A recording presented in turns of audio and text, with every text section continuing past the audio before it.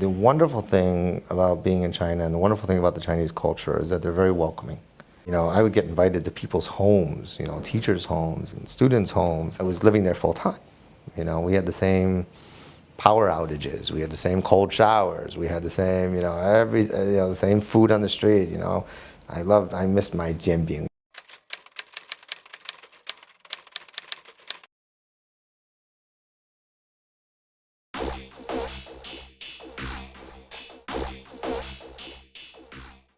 I met a lot of interesting people during my times in China. And I'll never forget, I had met the head of the English department at Beijing University, and I just arrived, and I said, maybe there's some of your students who I can help, and I'd be happy to help them. They can help me. We have a little cultural exchange, an English exchange. He said, I just got a phone call today.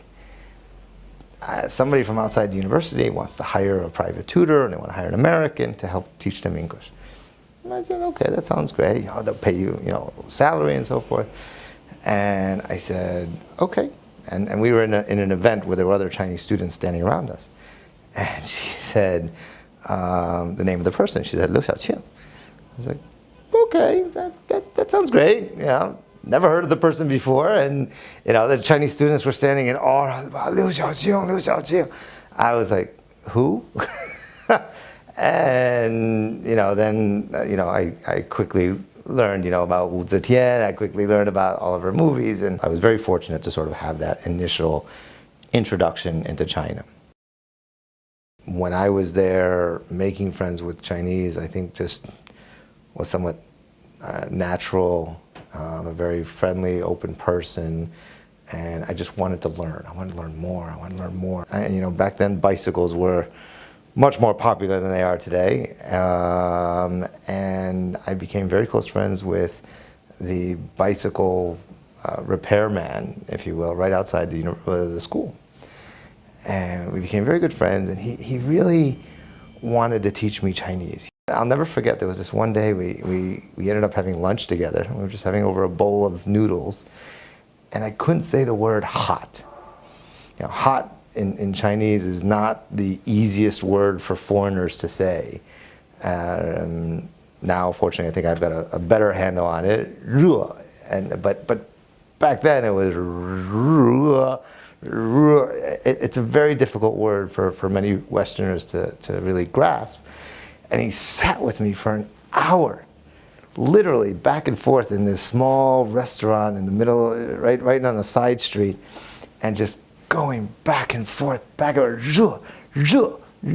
I would breaking my teeth, and suddenly people started coming around and like giving advice. No, you should teach it to them this way. You got to. But it was such a friendly. It's such a friendly culture.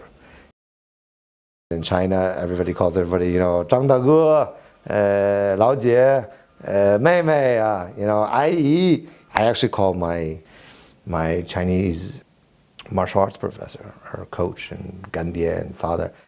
You could say Gandia is sort of the more formal term, but it got to a level where I would call him Lao Ba. And that the terminology for Lao Ba was a term of endearment and respect and love. And my parents came to China for the first time in 1994.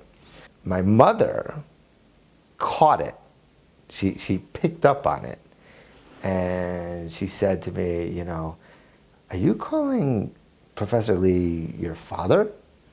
And, because, we were together, we were touring together. They took us to Yihuiyuan, they took us to the Summer Palace, they took us to the Forbidden City. My mother finally said to me, says, well, what's going on here? I think your father may be a little upset right now. And I said, Mom, you have to understand, it's a different culture. And it's a term of respect. I think the Chinese appreciate very much when a foreigner comes there to really live there, to learn the language, to learn the culture, to learn about the people. They really connect to that, and I certainly connected to that.